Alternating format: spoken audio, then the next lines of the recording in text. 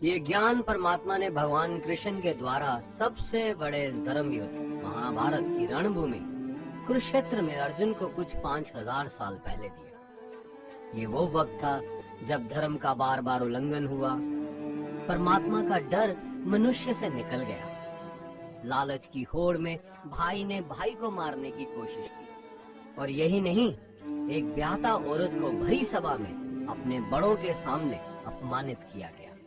इससे पहले कि मनुष्य जाति धर्म युग से निकलकर पूर्ण रूप से कलयुग में जाती, युद्ध की रणभूमि में युद्ध से कुछ पहले परमात्मा ने गीता भगवान कृष्ण के द्वारा मनुष्य जाति के कल्याण के लिए दी। ऐसे ही जैसे कभी तुरा मोसेस को, गॉस्पेल जीसस को और कुरान प्रॉफिट मोहम्मद को दी।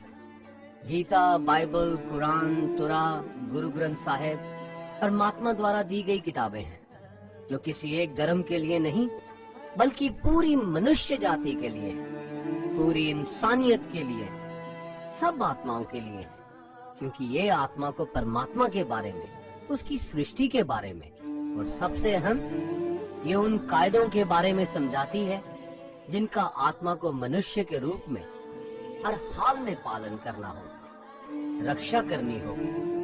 और इन्हीं कायदों की बुनियाद पे एक आत्मा को शरीर त्यागने के बाद परखा जाएगा, और इस परीक्षा से पास होने पे हमेशा के लिए इस जन्म और मृत्यु से मुक्ति मिलेगी। परमात्मा भगवत गीता में कहते हैं कि मैं ही सबकी शुरुआत हूँ, मैं शुरू से भी पहले था और सब खत्म होने के बाद भी रहूंगा। सब मुझ में है और मैं सब में हूँ। जो भी तुम छू सकते हो, देख सकते हो, चख सकते हो या सुन सकते हो, वो सब मैं हूँ। ये नदियाँ, पहाड़, सूरज, ग्रहण, चांद, सितारे सब मैंने बनाए हैं। मैंने ही भगवान, शैतान, राक्षस और इंसान बनाए। मैं सर्वव्यापी हूँ, सब में रहता हूँ, सब में मैं हूँ, मैं ही हूँ। मैं ही ब्रह्मा बन के सब बनाता हूँ और रुद्रा बन के सब नष्ट कर देता हूँ। मैं ये सृष्टि यूं ही बनाता और तोड़ता रहूंगा ताकि आत्माओं को मौके मिल सके इस जन्म और मृत्यु से एक दिन मोक्ष पाने को, हमेशा के लिए परमात्मा के साथ रहने को। भगवत गीता कहती है कि इस सबसे बड़ी परीक्षा के लिए परमात्मा ने प्रकृति का निर्माण 5 तत्व, हवा, अग्नि, जल, पृथ्वी और ईथर से किया, जिन्हें हम छू के, चख के, सूंघ के, देख के समझ सकते हैं।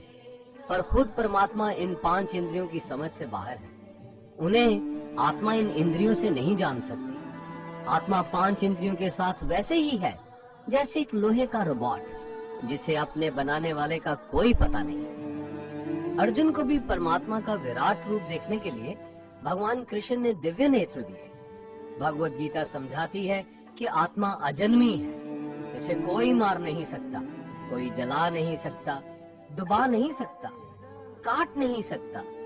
लेकिन आत्मा को परमात्मा के साथ हमेशा रहने के लिए ये परीक्षा रूपी जीवन में बैठना ही पड़ेगा।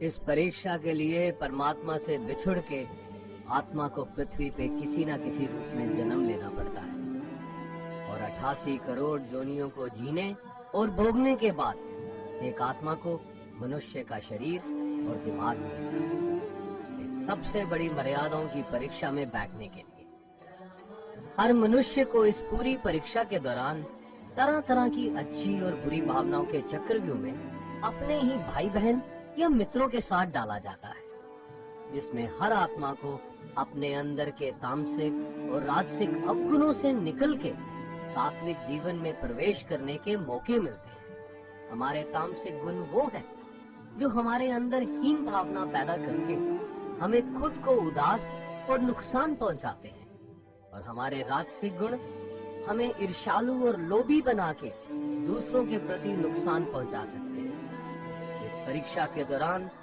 हर आत्मा को तामसिक और राजसिक गुणों को खत्म करके अपने सात्विक गुणों से परिचित होना पड़ेगा। सात्विक गुण वो हैं जो आत्मा को अपने आसपास की हर चीज से जोड़े और उन्हें प्यार करना सिखाते हैं। परीक्षा के दौरान हर आत्मा को जीवन के चारों स्तंभ धर्म, अर्थ, काम और मोक्ष का ज्ञान पाके ही मुक्ति मिलती है। यही वो द्वार है जिन्हें समझ के ही आत्मा परमात्मा को समझ सकती है। पहला द्वार धर्म का है और शेर इसका प्रतीक है। धर्म वही है जो गीता में लिखा हुआ है, वेदों में लिखा हुआ है, गुरु ग्रंथ साहिब, बाइबल या कुरान में लिखा है। धर्म वही है जो धारण किया हुआ है, जिसे आपका दिल मानता है।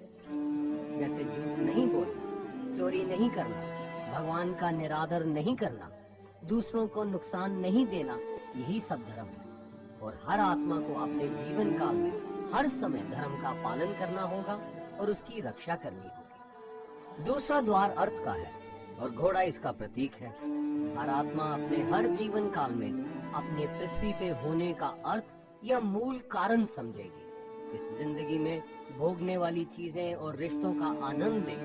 अच्छा बेटा या अच्छी बेटी, अच्छा भाई या अच्छी बहन, अच्छा पति या अच्छी पत्नी बनके हर दुनियावी रिश्ते पर खरी उतरेगी और इस परीक्षा को पास करेगी। तीसरा द्वार काम का है। भगवत गीता समझाती है कि हर मनुष्य के अंदर काम, क्रोध, लोभ, मोह, अहंकार और ईर्ष्या जैसी 6 भावनाएं हमें अपने और दूसरों के प्रति नुकसान पहुंचा सकती है। इन भावनाओं को हर मनुष्य को हमेशा अपने नियंत्रण में रखना होगा, क्योंकि इनके बहाव में किया हुआ कोई भी काम हमारे जीवन भर की परेशानी का कारण बन सकता है। और एक आत्मा संतोष और सादगी से इन भावनाओं पे हमेशा के लिए विजय पा सकती है। चौथा स्तंभ मोक्ष का है और हाथी इसका प्रतीक है। इस परीक्षा रूपी जीवन में हर मनुष्य हर समय कुछ इच्छाएं रखता है। कुछ इच्छाएं एक ही जन्म काल में पूरी हो जाती हैं, पर कुछ अधूरी रह जाती हैं और उनके पूरा होने के लिए आत्मा को वापस पृथ्वी पे आना पड़ता है। भगवत गीता समझाती है कि हमारी इच्छाएं ही मूल कारण है हमारे पृथ्वी पे वापस आने का, और अगर हम कोई भी इच्छा ना रखें तो हम इस जीवन और मृत्यु से मुक्त हो सकते हैं। ये द्वार माफी का भी है।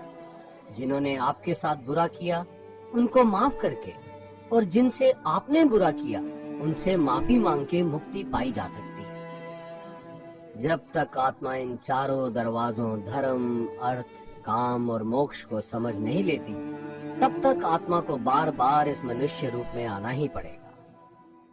परीक्षा का समय खत्म होते ही आत्मा शरीर और अन्य सब वस्तुओं का त्याग कर देती है। जो भी संसार में रहकर बनाया वो अब किसी और का होगा और आत्मा अपने कर्मों के फैसले के लिए चली जाती है। आत्मा के अच्छे बुरे कर्मों का हिसाब होता है।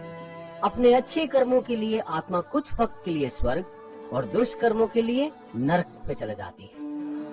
नरक में आत्मा को अपने पापों के अनुकूल सजाएं मिलती हैं, पर सजा खत्म होने के बाद आत्मा को फिर से एक नया शरीर और नया दिमाग मिलता है इस परीक्षा में फिर से बैठने के लिए। और हर परीक्षा में वही सब फिर दोहराया जाएगा, जिंदगी के 4 स्तंभ धर्म, अर्थ, काम और मोक्ष को समझने के। हर जन्म में अपने कई जन्मों के कर्मों के हिसाब से हर आत्मा को कभी अच्छे और कभी बुरे हालातों से जाना पड़ता है। लेकिन जब तक आत्मा परमात्मा के साथ योग को नहीं समझ लेती, वो मुक्ति नहीं पा सकती। भगवत गीता समझाती है कि मनुष्य अपने शरीर, दिमाग या दिल से भगवान को पा सकता है। शरीर द्वारा किए कर्मों के माध्यम से परमात्मा को पाने को कर्म योग कहते हैं। ऐसे कर्म जो परमात्मा की इच्छा से हो और दूसरों के कल्याण के लिए हो। वाल्मीकि ने रामायण लिख के, श्रवण ने अपने माता पिता की सेवा और उन्हें 4 धाम की यात्रा करवा के, मदर टेरेसा ने अपने प्यार और सेवा के माध्यम से, और मैडम क्यूरी ने वैज्ञानिक खोज में अपने जीवन का बलिदान देके अपने कर्मों द्वारा परमात्मा को पाया। भगवत गीता समझाती है कि एक आत्मा दिमाग से भी परमात्मा के साथ योग लगा सकती है। इसे राजा योग कहते हैं, क्योंकि दिमाग या मस्तिष्क सब इंद्रियों का राजा है। एक मनुष्य अपनी आस्था, सांस प्रणाली, आसन, अभ्यास, साधना और तपस्या से परमात्मा को इस योग के रास्ते पा लेता है। इस योग को समझने के लिए हमें अपने अंदर की एनर्जीज यानी चक्रा और कुंडलिनी को समझना पड़ेगा। आत्मा मस्तिष्क से मेडिटेशन या ध्यान लगा के परमात्मा के साथ योग लगा सकती है। शंकराचार्य, स्वामी परमहंस, स्वामी विवेकानंद और उनके जैसे कई योगी इस योग के रास्ते परमात्मा के साथ संधि लगा पाए। परमात्मा भगवत गीता में कहते हैं कि अगर किसी आत्मा को धर्म ना भी समझ आए, योग ना भी समझ आए, पर अगर वो मेरी शरण में आ जाए तो मैं उसके सारे पाप माफ कर देता हूँ। परमात्मा को ऐसी दिल की गहराइयों से पुकार के पाने को भक्ति योग कहते हैं। चैतन्य महाप्रभु, मीराबाई और भगवान हनुमान इस योग के सबसे बड़े उदाहरण हैं। लेकिन कभी आत्मा अपने होने का मूल कारण भूल के धर्म का उल्लंघन करे या पाप के रास्ते पे निकल जाए तो उसे ठीक करने के लिए परमात्मा खुद किसी रूप में पृथ्वी पे जन्म लेते हैं। आइए श्री भगवत गीता, गुरु ग्रंथ साहिब, तुरा, बाइबल, कुरान या ऐसी किसी भी दीनी किताब को पूरा पढ़ के इस जिंदगी के असली मायने समझें और परमात्मा के साथ योग लगाएं। अगर आपने इसे पसंद किया तो इसे औरों को बांटिए ताकि सब आत्माएं अपने यहाँ होने का मूल रूप समझ सकें और इस जन्म और मृत्यु से मुक्ति पाके हमेशा परमात्मा के साथ रहें।